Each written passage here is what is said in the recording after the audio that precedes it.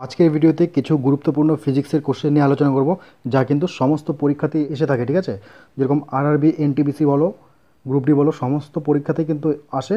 রাজ্য সরকার থেকে সেন্ট্রালের যে কোনো পরীক্ষায় আসে।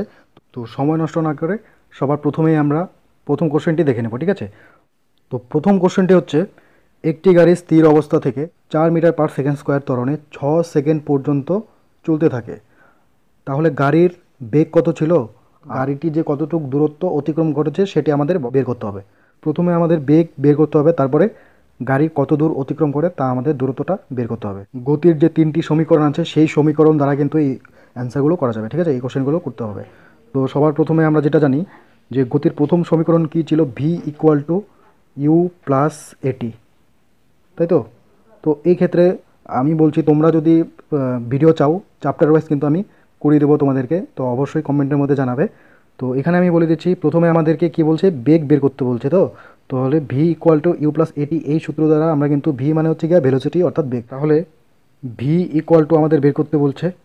তারপর কি দেওয়া রয়েছে, এ, অর্থাৎ এ মানে হচ্ছে ত্বরণ, 4 মিটার/সেকেন্ড স্কোয়ার দেওয়া রয়েছে ত্বরণ।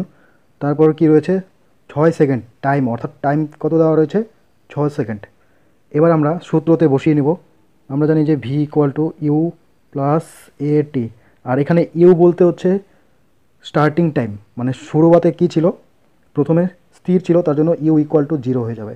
তো ইউ সবসময় মনে রাখবে, শুরুর যে স্পিড সেটি হবে ইউ। তো শুরুতে কী ছিল, শুরুতে ছিল স্থির, তার জন্য 0 হয়ে যাবে।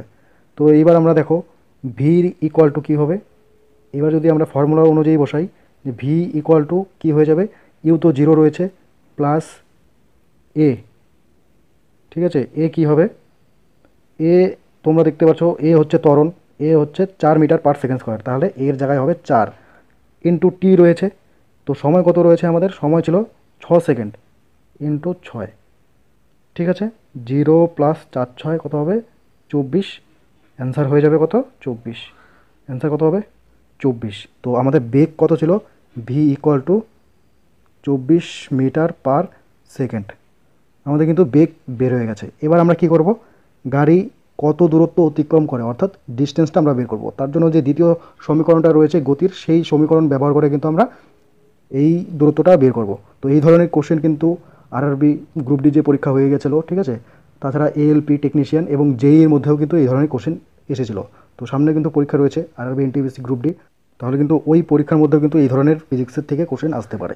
তো দ্বিতীয় যে সমীকরণ সেটি হচ্ছে S equal to U T plus half A T square. এটি হচ্ছে গতির দ্বিতীয় সমীকরণ। ঠিক আছে, তো আমরা ভি পেয়ে গেছিলাম 24 মিটার/সেকেন্ড। এবার আমরা কি করব, এই সমীকরণের দ্বারা কিন্তু আমরা ডিস্টেন্স অর্থাৎ দূরত্ব যে রয়েছে সেটি আমরা কিন্তু বের করতে পারবো। তাহলে S equal to U, U কিন্তু আমাদের 0 ছিল, কারণ ইউ কি ইন্ডিকেট করবে, ইউ হচ্ছে গিয়ে শুরু, অর্থাৎ স্টার্টিংয়ে কী বেগ ছিল, স্থির অবস্থায় ছিল, তার জন্য 0, তাহলে ইউ হবে হচ্ছে 0। এরপরে টাইম কি রয়েছে, 6 second, T for time, 6 second into 6, 0 into 6। ঠিক আছে, প্লাস 1/2 যা আছে তাই দিব, এই যে 1/2।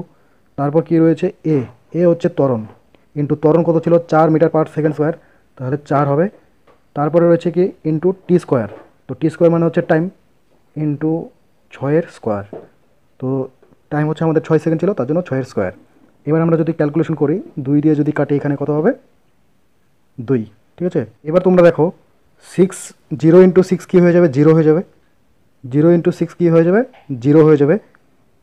তারপর থাকবে হচ্ছে এই যে এতটুক জায়গা, এইখানে আমরা 2 দিয়ে তো কেটে দিয়েছে 4কে 2, তাহলে 6 6 36, 36 ইন্টু 2 কত হবে, 72। তো অ্যান্সার হয়ে যাবে 72 মিটার। বোঝা গেল? এবার দেখো 2 নম্বরে যে প্রশ্নটি বলেছে, 10 কেজি বস্তুর ওপর 20 নিউটন বল প্রয়োগ করলে ত্বরণ কত হবে। তো এইখানে ত্বরণ বের করতে গেলে আমরা জানি যে F equal to m into a, যেহেতু এখানে মাস রয়েছে অর্থাৎ ভর রয়েছে, তো তার জন্য কিন্তু এই সূত্রটি ব্যবহার হবে। তো ত্বরণ আমাদের বের করতে হবে, এই যে এ ইকুয়াল টু কিন্তু ত্বরণ, এ ইকুয়াল টু কি, ত্বরণ, আর এফ ইকুয়াল টু হচ্ছে বল, অর্থাৎ বলের একক কি, নিউটন, 20 নিউটন এখানে দেওয়া রয়েছে। ঠিক আছে, আর মাস হচ্ছে 10 কেজি হবে। তো এইভাবে আমরা বসিয়ে দেব, এফ হচ্ছে বল, এর জন্য হবে 20 নিউটন ইকুয়াল টু এম হচ্ছে ভর 10 কেজি রয়েছে, 10, আর ত্বরণ আমাদের বের করতে হবে ইন্টু এ। তাহলে এ ইকুয়াল টু কী হয়ে যাবে, এর সঙ্গে দেখো 10 কিন্তু গুণ হিসাবে রয়েছে, তার জন্য 10 কিন্তু নিচে চলে আসবে। তাহলে 20/10, যেহেতু এ সমান সমানের ওই পাশে চলে গেছে তার জন্য 10 কিন্তু নিচে চলে যাবে, ঠিক আছে, ভাগ হয়ে যাবে। তো 0 0 কাটবে, তাহলে এ অর্থাৎ ত্বরণ কত হবে, 2 মিটার পার সেকেন্ড স্কোয়ার। বোঝা গেল? তো এই ধরনের প্রশ্ন যদি তোমরা খুব ইজিলি করতে চাও তাহলে আমি কিন্তু চ্যাপ্টার ওয়াইজ করানোর চেষ্টা করবো, তো কমেন্টে অবশ্যই জানাবে। 3 নম্বর যে প্রশ্নটি রয়েছে সেটি তোমাদের জন্য আমি দিয়েছি যে 3 কেজি বস্তুর ওপর 21 নিউটন বল প্রয়োগ করলে ত্বরণ কত হবে। একই অঙ্ক, তো তোমরা 2 নাম্বারটা যদি বুঝে থাকো তাহলে কিন্তু অবশ্যই 3 নাম্বারের অ্যান্সারটা করতে পারবে। তো তোমরা অবশ্যই কমেন্টের মধ্যে এই কোশ্চেনটির অ্যান্সার জানাবে। এবার দেখো 4 নম্বরে কী রয়েছে, কোনো বস্তু স্থির অবস্থা। তো প্রথমে কী রয়েছে, স্থির অবস্থা, মানে ইউ হবে ইউ ইকুয়াল টু 0, মানে স্থির অবস্থায় স্টার্টিংয়ে স্থির অবস্থা থেকে 4 মিটার পার সেকেন্ড স্কোয়ার সমত্বরণে চলছে। তাহলে দেখো এখানে এ ইকুয়াল টু, এ হচ্ছে ত্বরণ, তো এ ইকুয়াল টু কী হবে, 4 মিটার পার সেকেন্ড স্কোয়ার। ঠিক আছে, এতটুকু বোঝা গেল। তারপরে রয়েছে কি 8 সেকেন্ড পর তার স্পিড অর্থাৎ বেগ কত হবে।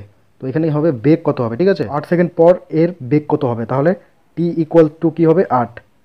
আমাদের কী বের করতে হবে, বেগ অর্থাৎ ভেলোসিটি মানে হচ্ছে বেগ, ভি বের করতে হবে। তো তোমরা এখানে দেখতে পাচ্ছ V, T R A are you.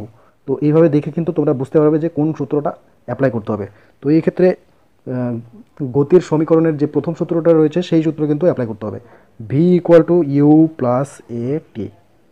তাহলে আমাদের বের করতে হবে কি, ভি, ইউ কী রয়েছে 0 বসিয়ে দেবো, ঠিক আছে, কারণ স্থির অবস্থায় রয়েছে, স্থির অবস্থায় ইউ মানে বেগ 0, প্লাস এবার রয়েছে কি এ মানে হচ্ছে ত্বরণ, ত্বরণ কত বলেছে 4 মিটার পার সেকেন্ড স্কোয়ার। তারপর রয়েছে কি টি ইন্টু টি, টি কত 8, 8 সেকেন্ড বলেছে। তাহলে অ্যান্সার হয়ে যাবে ভি অর্থাৎ বেগ কত হবে, 4 8 32, 32, ঠিক আছে, 32 মিটার পার সেকেন্ড। বোঝা গেল? তো অ্যান্সার হবে 32 মিটার পার সেকেন্ড। এবার 5 নাম্বার প্রশ্নটি তোমরা দেখতে পাচ্ছ, নিউল্যান্ডের পর্যায় সারণীতে মোট কটি মৌল ছিল। তো নিউল্যান্ডের পর্যায় সারণীতে মোট কটি মৌল ছিল। তো এই কোশ্চেনটি কিন্তু পর্যায় সারণী থেকে অর্থাৎ পিরিয়ডিক টেবিল থেকে কিন্তু হাজার রকমের কোশ্চেন হয়ে থাকে। তো তোমরা যদি আরআরবি গ্রুপ ডি পরীক্ষা দিয়ে থাকো আগের বছর যে হয়েছিল, সেখানে কিন্তু কোশ্চেনগুলো তোমরা যদি দেখে থাকো তাহলে কিন্তু দেখতে পারবে অনেক ধরনের কিন্তু কোশ্চেন আসছিল এই শুধুমাত্র এই পর্যায় সারণীর টপিক থেকে। 1866 সালে নিউল্যান্ড যে পর্যায় সারণীটি দিয়েছিল তার মধ্যে কিন্তু মোট মৌল ছিল হচ্ছে 56টি, ঠিক আছে, মোট মৌল কত ছিল 56টি, কিন্তু তিনি একটি রুলস অনুযায়ী সাজিয়েছিল, সেটি হচ্ছে নিউল্যান্ডের অষ্টক নিয়ম। এই ধরনের প্রশ্ন কিন্তু পরীক্ষাতে এসে থাকে। তো এবার দেখো নিউল্যান্ডের যে 56টি মৌল ছিল তার মধ্যে সর্বশেষ মৌলটির নাম কী ছিল। তো এই কোশ্চেনটাও কিন্তু এএলপি এবং গ্রুপ ডিতেও এসেছিল। তো সর্বশেষ মৌলটির নাম হচ্ছে থোরিয়াম, মনে থাকবে, সর্বশেষ মৌলটির নাম হচ্ছে থোরিয়াম। তো পর্যায় সারণী থেকে কিন্তু অনেক ধরনের কোশ্চেন হতে পারে, আমি এ নিয়ে কিন্তু একটি ভিডিও দিয়ে দেবো তোমাদেরকে।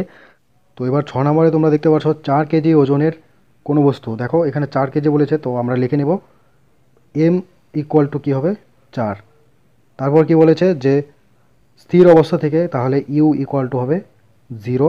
তারপরে বলেছে স্থির অবস্থা থেকে 5 মিটার পার সেকেন্ড, অর্থাৎ পরবর্তী যে বেগ তাকে আমরা ভিও কিন্তু ইউ কিন্তু এক ধরনের বেগ যা কিন্তু স্টার্টিংয়ে অর্থাৎ প্রাথমিক বেগ স্থির, তার জন্য 0। এবং অন্তিম বেগ কী বলেছে, মানে শেষের দিকে যে বেগ সেটি হচ্ছে ভি দিয়ে আমরা ইন্ডিকেট করব, ঠিক আছে। তাহলে V equal to 5 metre per second, ঠিক আছে। বাড়িয়ে দিলে বস্তু দ্বারা কত জুল কার্য করা হবে। তাহলে ডাব্লু ইকুয়াল টু ওয়ার্কের একক কি, জুল, কার্যের একক জুল, ঠিক আছে। তাহলে ডাব্লু ইকুয়াল টু কত। তো এই ক্ষেত্রে একটি ফর্মুলা রয়েছে, ফর্মুলাটি হচ্ছে ডাব্লু ইকুয়াল টু 1/2 মানে half M V square minus U square. W equal to half M V square minus U square. তো এই ক্ষেত্রে দেখো আমরা কীভাবে করব, ডাব্লু আমাদের বের করতে হবে, 1/2 যা আছে তাই লিখব, এম কত রয়েছে আমাদের 4 ইন্টু 4। এবার V square minus U square, তাহলে ভি কত আমাদের 5 তার স্কোয়ার হবে, মাইনাস ইউ স্কোয়ার মানে 0 স্কোয়ার। তো এবার আমাদের কত হয়ে গেল, এদিকে 2 দিয়ে কাটবে হচ্ছে 2, তাই তো, 5 5 25, 25-এর থেকে 0 গেলে তো 25 হবে, আর 25 দুগুণে কত হবে 50। তাহলে কত জুল হয়ে যাবে 50 জুল। বোঝা গেল? তাহলে ওই বস্তু দ্বারা কতটুকু কার্য করা হলো, 50 জুল কার্য করা হয়েছে। তো আশা করি বুঝতে পেরেছো। এবার 7 নম্বরে দেখো। তো 7 নম্বরে রয়েছে যে কার্বন ডাই অক্সাইডের মধ্যে কার্বনের মাত্রা কত, অর্থাৎ কার্বন কতটুকু রয়েছে আর কার্বন কত পার্সেন্ট রয়েছে। তো এই ধরনের কোশ্চেনও কিন্তু এসেছে অনেক পরীক্ষায়। তো এই ক্ষেত্রে দেখো কার্বন ডাই অক্সাইড অর্থাৎ কার্বন রয়েছে আর কি রয়েছে, অক্সিজেন রয়েছে। তো কার্বনের মলিকুলার ওয়েট অর্থাৎ পারমাণবিক ভর কত, কার্বনের পারমাণবিক ভর হচ্ছে 12 আর অক্সিজেনের পারমাণবিক ভর কত, 16। ক্লিয়ার? এবার দেখো কি বলেছে, কার্বন কটি রয়েছে, একটি, তাহলে কার্বন হচ্ছে গিয়ে 12 আর অক্সিজেন এখানে কত রয়েছে, 2টি কিন্তু, ঠিক আছে, 2 রয়েছে। তো এখানে হবে একটি অক্সিজেনের পরমাণু ভর হচ্ছে 16, তাহলে 2টি হবে ইন্টু 2, বোঝা গেল? তাহলে হবে 12 আর এদিকে হবে 32, একে যোগ করলে হবে 44, তাই তো? তাহলে কার্বন কত রয়েছে, 12। এবার কার্বনের পার্সেন্টেজ কত রয়েছে, এর জন্য আমাদের কি করতে হবে, এই যে টোটাল কত রয়েছে 44, 44-এর মধ্যে কার্বন কত রয়েছে 12 ইন্টু 100 করব, তাহলে আমাদের পার্সেন্টেজ বেরিয়ে যাবে। তো এবার পরের কোশ্চেনটি হচ্ছে 8 নাম্বার, যেখানে বলেছে বায়ুর বুদবুদ জলের নিচে কেমন ব্যবহার করবে বা কাজ করবে, অর্থাৎ কোন লেন্সের মতো কাজ করবে। তো আমরা জানি যে বায়ুর বুদবুদ অ্যাকচুয়ালি কিন্তু উত্তল লেন্সের মতো কাজ করে, ঠিক আছে? বায়ুর বুদবুদ কিসের মতো কাজ করে, উত্তল লেন্সের মতো কাজ করে। কিন্তু যখন জলে ডুবে যাবে তখন কিন্তু সেই বায়ুর বুদবুদ অবতল লেন্স অর্থাৎ কনকেভ লেন্সের মতো কাজ করবে। ক্লিয়ার? তো এবার 9 নম্বর কী রয়েছে যে অডোমিটারের ব্যবহার। তো অডোমিটার ব্যবহার করে কিসের জন্য, অডোমিটার ব্যবহার করে তোমরা অনেকে জানো কিন্তু, ঠিক আছে, অনেকে দেখেছো অডোমিটার। তো বাইকের মধ্যে তোমরা দেখতে পারবে অডোমিটার দেওয়া রয়েছে, যেখানে দূরত্বটা দেখাবে, কি দেখাবে, দূরত্ব। তো অডোমিটার ব্যবহার করে কিসের জন্য, দূরত্ব মাপার জন্য। ক্লিয়ার? এবার 10 নম্বর আর 11 নম্বর যে প্রশ্ন রয়েছে সেটি তোমরা অ্যান্সার জানলে অবশ্যই কমেন্টের মধ্যে লিখে দেবে, ঠিক আছে? বেগের পরিবর্তনের হারকে কি বলে। তো এই অ্যান্সার তোমরা যদি জেনে থাকো তাহলে অবশ্যই কমেন্টে জানাবে। আবার 11 নম্বর কোশ্চেনটি যে রয়েছে যে ক্ষারীয় ধাতুগুলোকে পর্যায় সারণীর কোন গ্রুপে রাখা হয়, পর্যায় সারণী যে রয়েছে সেখানে ক্ষারীয় ধাতুকে কোন গ্রুপের মধ্যে রাখা হয়। তো ভিডিওটি যদি ভালো লেগে থাকে অবশ্যই কমেন্টে জানাবে, ঠিক আছে? আর বন্ধুদের কাছে এবং নিজের পরিবারের ভাই বোনদের কাছে যারা পড়াশোনা করছে তো তাদের কাছে অবশ্যই শেয়ার করবে। আর চ্যানেলটিকে যদি সাবস্ক্রাইব করে না থাকো অবশ্যই সাবস্ক্রাইব করে নেবে এবং পাশে থাকা বেল আইকনটিকে প্রেস করে দেবে। তো আজকের ভিডিওটি